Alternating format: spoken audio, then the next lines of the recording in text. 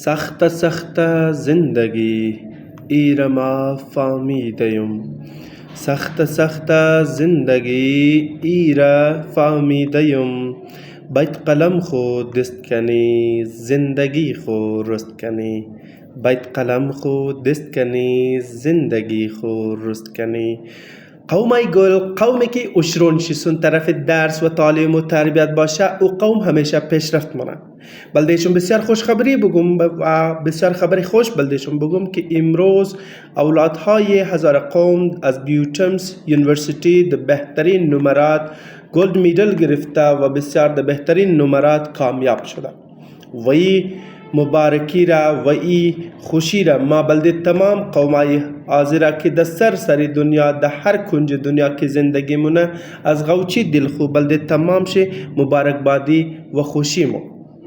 و امید منم که تمام بله اولادای خو کوشش کنه و بله تربیت چی کوشش کنه که امی تر نسل جوانی از مو تعلیم یافته برشونه و یک بهتر آینده بلده قوم و بلده از خود جور کده بیتنه.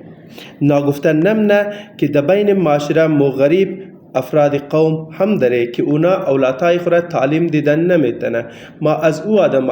خواهش منم که خود اولادای غریب مردم هم کمک کنه تا که اونا هم بتنه از تعلیم حاصل کنه و زندگی کسا سن طرف بهبودی و خوبی ببره.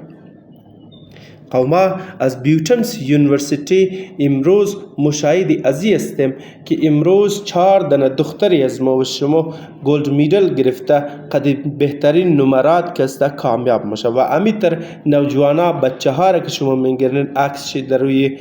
صفحه موبایل خو اینا هم ده بهترین نمرات کامیاب شده که ما از طرف تیم وایس آف هزاره نیوز بلده تمام مبارکبادی مگم و امید منم که تمام بله تعلیم خو کوشش کنه اشرون خصون درس و تعلیم خو بگره تا که امیتر که مفوتوای از اینا را زده بلیش فخر منیم پوست منیم اونا را هم مو برایش فخر کده بیتنیم.